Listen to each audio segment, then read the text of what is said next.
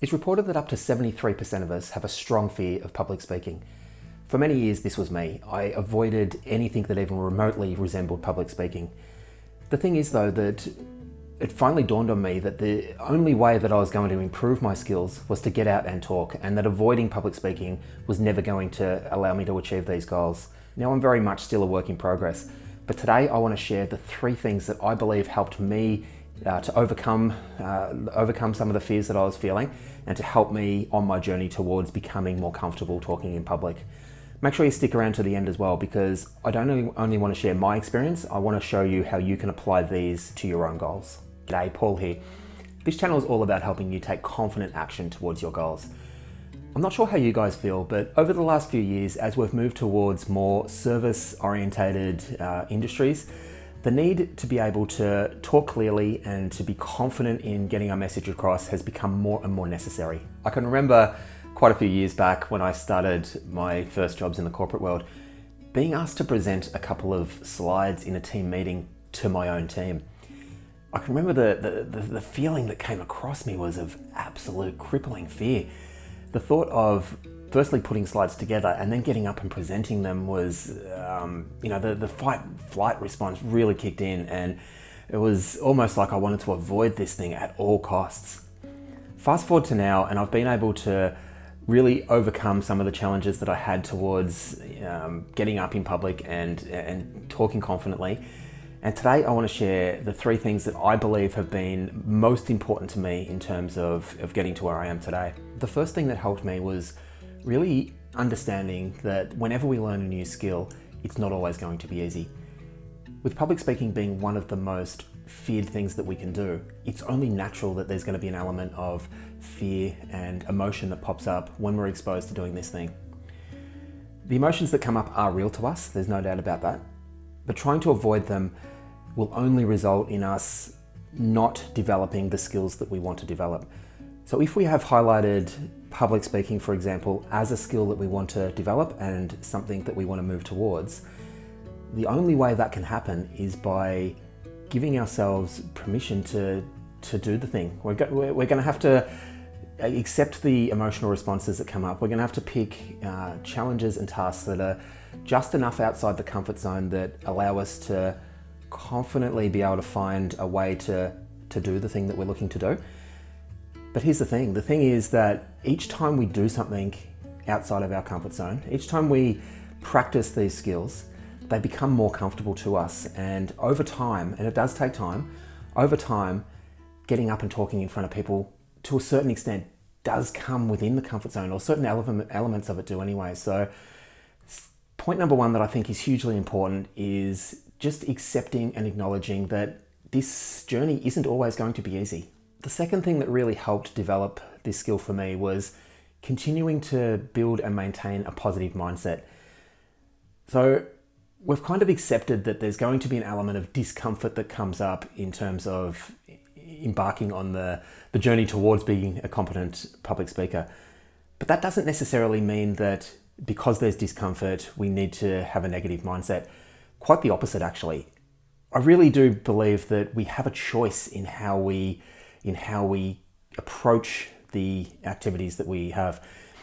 If we've decided that becoming a competent speaker is something that we value, and it is something that's in line with our longer term goals and our purpose, then all the actions that we need to take, all the actions that are required, we can choose to approach them with a positive mindset.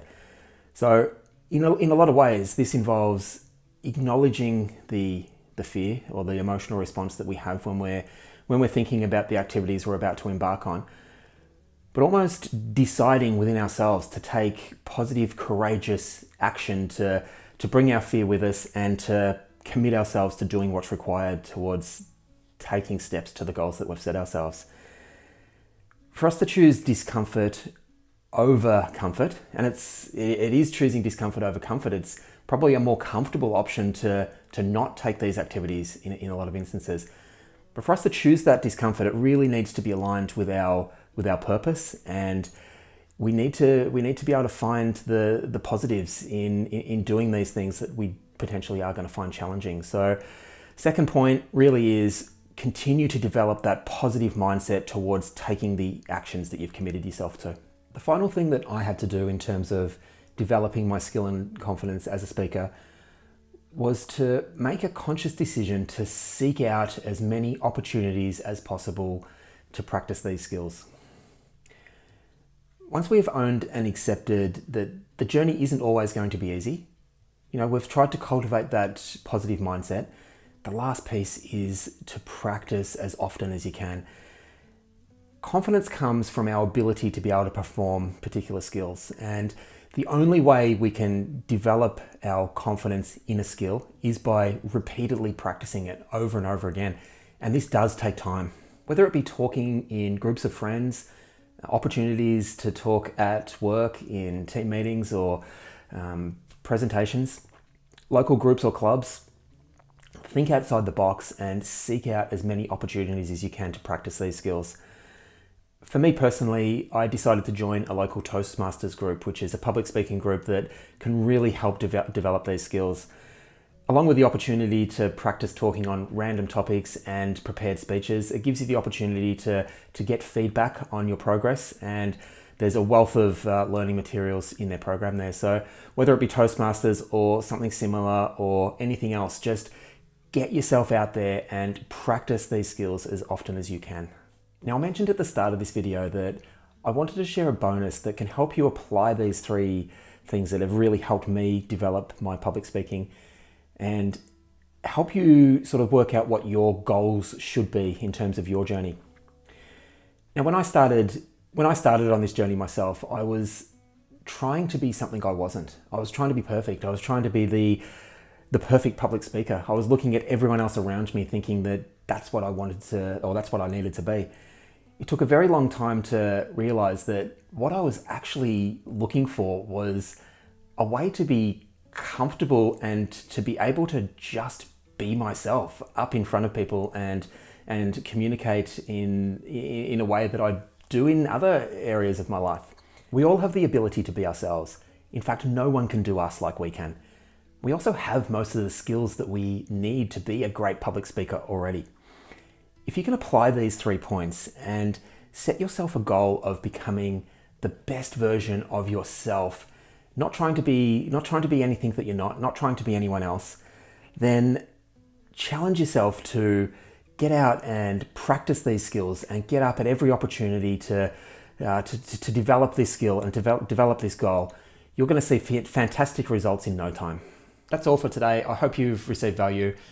Please remember that improving public speaking skills is an ongoing process. I've been working on this for years, and as I mentioned earlier, very much still a work in progress. So I really just encourage you to embrace your fears, decide to take courageous action in line with your goals, and just get out there and practice these skills.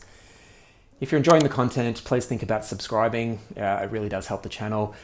If you've got any feedback at all, please let me know in the comments below. I'd love to hear from you.